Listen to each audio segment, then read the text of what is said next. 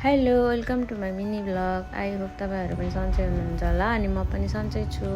अनि आजभोलि चाहिँ कोलपुरमा हल्का 2-3 दिन भयो जाडो भइरहेछ अनि त्यसैले चाहिँ हामीले मोमो बनाउने भनेर चाहिँ घरमै आज अनि म बहिनी अङ्कल मिलेर चाहिँ बनाउँदैछौँ। पकाउनको लागि पिठो मल्दैछिन् बहिनीले चाहिँ एकछिन पिठो मलेर चाहिँ हामीले भिजाएर राख्छौँ अनि अरू कुरा बनाउँदै गर्छौँ।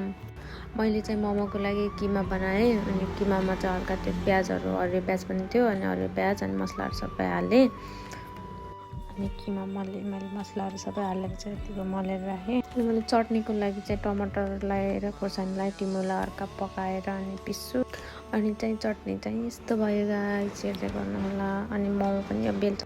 मोमो चाहिँ अङ्कलले र बहिनीले चाहिँ अङ्कलले गोली बनाउँदै हुनुहुन्छ, बहिनीले चाहिँ बेल्दैछिन् अनि गफ गर्दै दुईजना।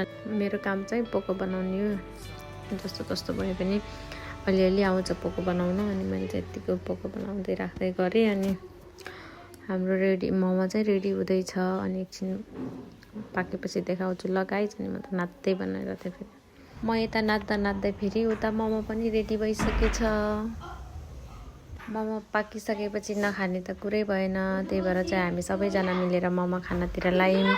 अनि उता चाहिँ भाइले झोल खाइरहेको, यता अङ्कलले पनि मिठो लाग्यो भनेर चाहिँ मोमो चाहिँ खाइराख्नु भएको छ मस्तले। अनि यता पनि बहिनी मक्ख परेर मिठो भयो भनेर बहिनी पनि मिठो छ मोमो। बाइ बाइ गाइस, आजलाई परेन। अनि आई होप तपाईँहरूलाई मेरो भिडियो चाहिँ राम्रो लाग्यो कि नै, त्यही पनि लाइक कमेन्ट सबैजना गरिदिनु होला। अनि नेक्स्ट भिडियोमा भेटौँला, सबैले माया गरिदिनु होला। Bye bye guys.